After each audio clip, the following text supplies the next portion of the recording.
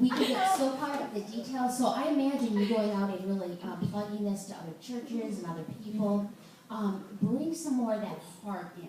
Okay, that some more of that the focus on that child a little bit more, because we're not careful. We get so focused on the programs and strategies and all those things that we might lose focus. Okay. Yeah. You did it with the stats, but even those are pretty removed from the person. So maybe a story or visual would be helpful. I know it's there.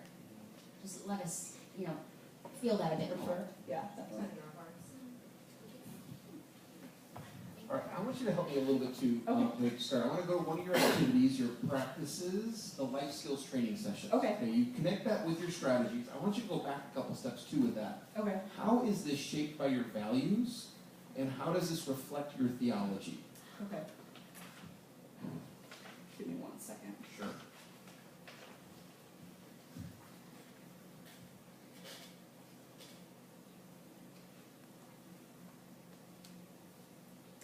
As far as theology goes, I think that it can tie into the charity theology, which I talked about a little bit. Just kind of looking at the mentor piece. The mentors are going to be the ones who are teaching these training sessions, and so providing those resources to these students who really need it and helping them through that. So kind of giving in a sense. So I think that that's the piece that would play into the life skills sessions. And also for the mentees on that side, cultivation, especially. So I talk about cultivation of faith, but also just cultivation of the individual and like growing into who God has made them to be. And so I think that life skills kind of plays into that as well.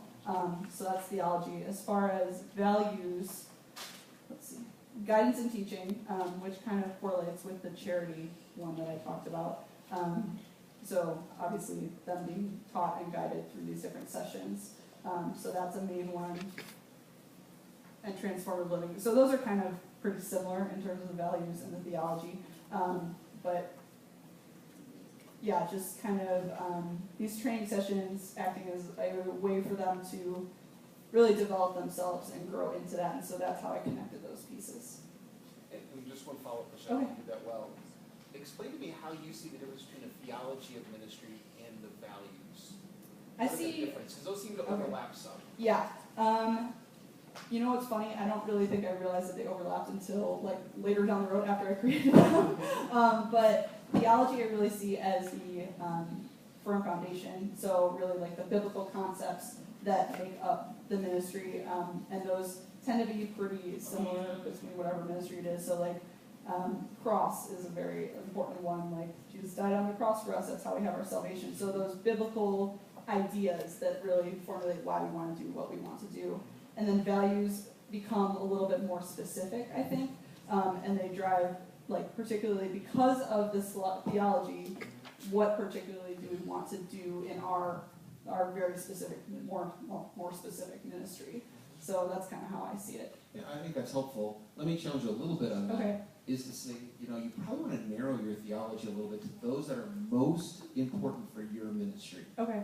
What I see happen sometimes with all of our students is you say, oh, the theology starts to look all the same. I think it should actually be quite different. Okay. Because your ministry is very different from, say, the short-term missions ministry. And so, not that those things are not important. You can say, hey, the Trinity or whatever it is, that everybody shares. Those are more what you believe about, things. Yeah. But these are the things that most powerfully shape your approach to ministry. Okay. And so that's going to really be specific. So transformation is really key for your ministry. Definitely. Whereas some other areas may be more important for other folks' ministries. Okay. So thank you. does that make sense? Yeah, it does. I appreciate that. Thank you.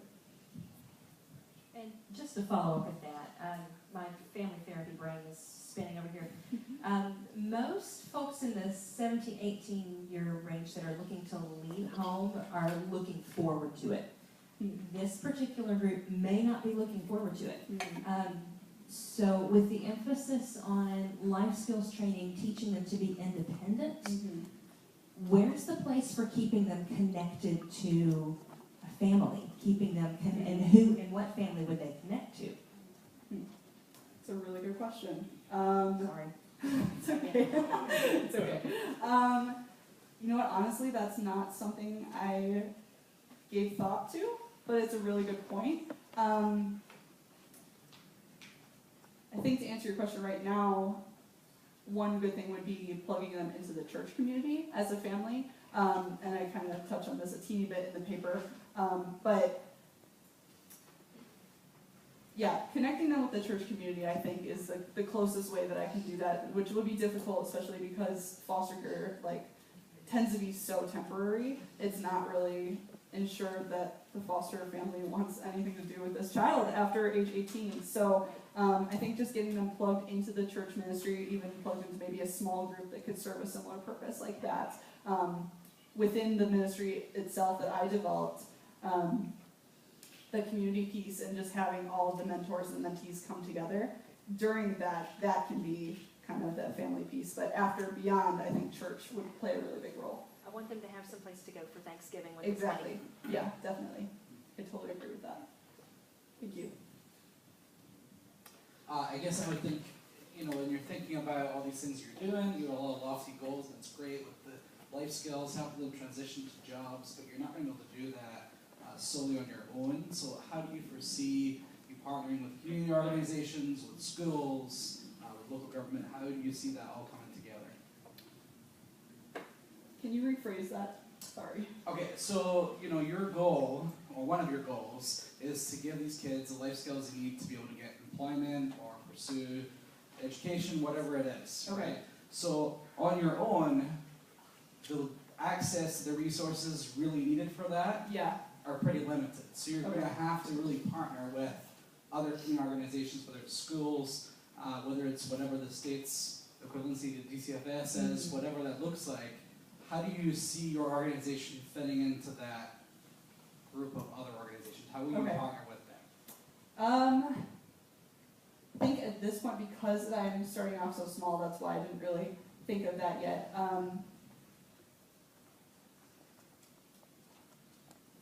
I don't know yet how it would fit in. Again, I haven't developed that, so that's something that I will give more thought to, but I don't have a direct answer for you right now for. So I apologize. No, you don't apologize. Yeah. I just want to encourage you to Yeah. think that. I was a former special ed teacher, so Okay. like for me, that's what to think about. Is I Gotcha, would love okay. to partner with an organization Yeah, like that definitely. as a teacher, and so be thinking, even when the organization is small, thinking how can I connect with other people in the community who are already trying to do very similar things Yeah, that's very and true. work together on it. Okay, yeah, definitely. Thank you.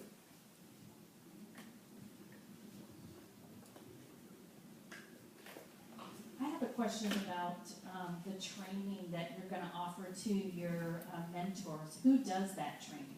That will be the ministry director. So what's the education of the ministry director? I wrote about it. Give me 1 second. Is this in the paper? It is in the paper. Psychology. So they have a BA in psychology? Sorry, it's been, there's a lot of information I'm trying to remember. Yes, I did say BA in psychology or a related field. And then also previous experience leading and directing other ministries would be important as well. I didn't get to read you. Oh, you're okay. Being the camp girl, I saw your title and I thought at first it was going to be a camp. What made you change your context? I'm glad you asked that. It was a really kind of crazy, different thought pattern that I had. So I started off wanting to make this a camp, and actually the name of it would have been MountainHome if it was a camp. It sounded like one. Yeah, so I was going to make this a camp, and I was going to make a camp for foster and for homeless youth. And then I kind of did some research and found out that homeless youth is a really difficult group to kind of just narrow down. It's hard to find those youth, and so I started to develop a camp just for foster home kids. And the more I did it, I had some input from other people, and they were thinking about how, like you discussed in actually the last presentation, how it's not really a continued relationship. And so that was kind of what caused me to change my idea and to really turn to a mentorship type ministry. I didn't necessarily like the idea of having foster kids come in for a week and build these great relationships with counselors or with staff or whoever, and then just end up leaving after that, and not having that continued support. So even though this isn't a permanent program that I'm currently doing, it's really more, I think it's more impactful than a camp program would be for this specific context and for these specific like participants. So that's kind of, it really went a lot of different ways. And Dr. Dave can tell you, it developed throughout the entire semester, and I changed stuff all the time. But that's kind of where my thought pattern is. I would say a wise choice, purposeful and intentional. Thank you. You answered that question very well. Thank you.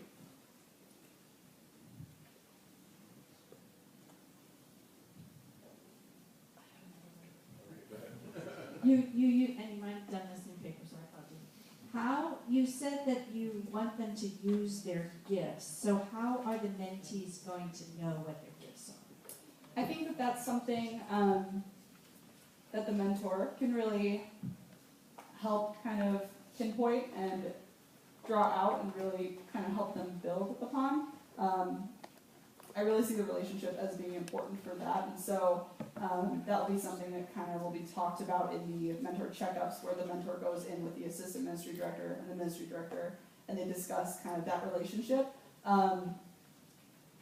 Trying to kind of pinpoint what those gifts are, and then really developing them well on those one-on-ones or during the hangout times, different things like that. So I really think that's something that will come out of the mentor piece.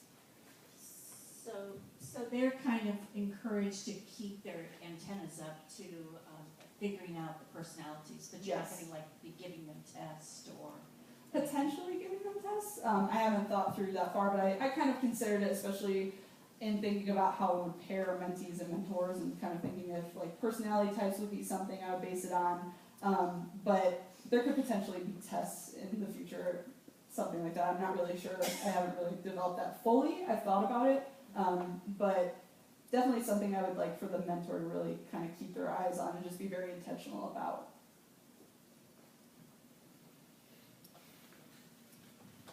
On your page 24, you said something to the respect of that you'll have a measurement by the mentee. Can you give me an example of a question that you might ask a mentee to determine, I think it was their growth and their transformation? Like what would be on that, like, self-examination test, I guess? Okay. Give me an example of a question or two. Okay. I think it ties back to the question of self-worth, and just really discussing, like, where do you see your worth, or how do you view yourself now after going through this ministry? Just understanding of self, I think, would definitely be something. I'm trying to figure out a good way to word that in a question.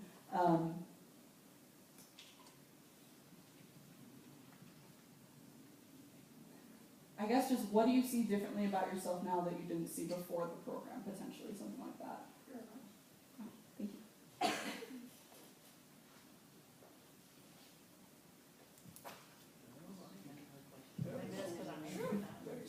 What does, yeah, really, what does it mean by power? What does that mean, power of inclusion? And it was under the category of community. Power of inclusion, so I think especially with the different emotional and mental trauma that these children have been through, they might not necessarily fit into normal context in school, or might just kind of be the kid that's left out, just depending on the way that they act or whatever it may be. And so, whereas, and that's not always the case, but whereas they may not have that inclusion in other contexts, we really want to make this ministry, within this ministry, like they feel very included and they feel loved and they feel cared for. And so in the group hangouts, when they are able to spend time together, like really making sure that everyone is engaged and everyone is just welcomed there and everyone is loved equally there. And so letting them know that like they're not just off to the side, like we care about them and want to bring them in together, and everybody values everybody else there.